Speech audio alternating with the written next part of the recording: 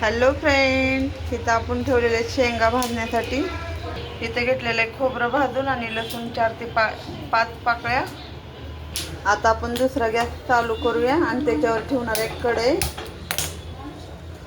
इथे घेतलेले एक कढई, अशी ताजी ताजी वांगे आणलेले आहेत. आपल्याला भरून वांग रस्साचं बनवायचं आहे. आता खोबरं आणि लसूण आणि कोथिंबीर बारीक करून घेते मी. आता आपली कढई गरम झालेली आहे. आपण तेल तापायला ठेवूया थोडंसं. इथं आपण कांदा एक चिरलेला आहे आणि 2 टमाटे चिरलेले आहेत फोडणीसाठी. आता आपण जिरे आणि मोहरी टाकून घेऊया तेलामध्ये. कढीपत्ता पण टाकून घेऊया. आता हा एक चिरलेला कांदा पण टाकून घेऊया.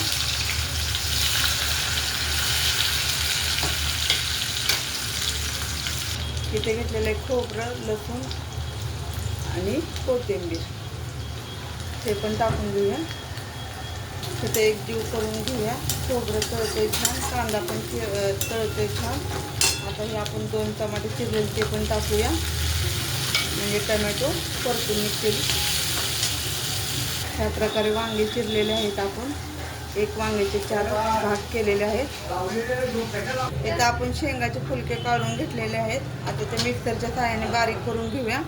इथं घेतलेला काळा मसाला, इथं घेतलेली मिरची, हळद, मीठ आणि गरम मसाला आणि कोथिंबीर. ह्यात फक्त घालायचं शेंगाचा कूट.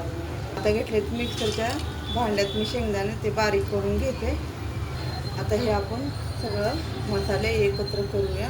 कोथिंबीर ती आणि हे एक एक करून वांग्यात भरून आपण सोडूया तेलामध्ये.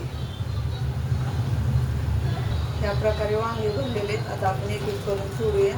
आता आपले तेलामध्ये वांगे सोडून झालेले आहेत. 6 वांगे घेतलेले आहेत.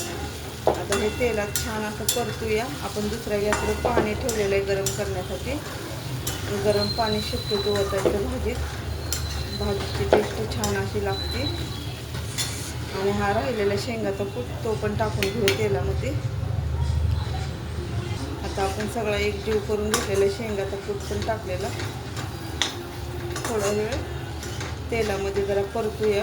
वांग्याचा कलर चेंज व्हायला लागलेला आहे, पाहून घ्या. आता गरम पाणी टाकून घेऊया आपण. छान अशी फोडणी बसलेली आहे. जेवढं लागतं तेवढं पाणी टाकून घेतलेलं आहे. भाकरीसोबत खायला केलेली भाजी पातळ अशी.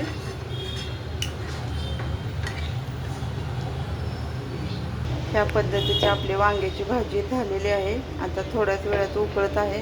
नक्की सांगा कमेंट कसं वाटला व्हिडिओ वांग्याच्या भाजीचा. आवडली तर लाईक करा, शेअर करा आणि कमेंट करा. धन्यवाद.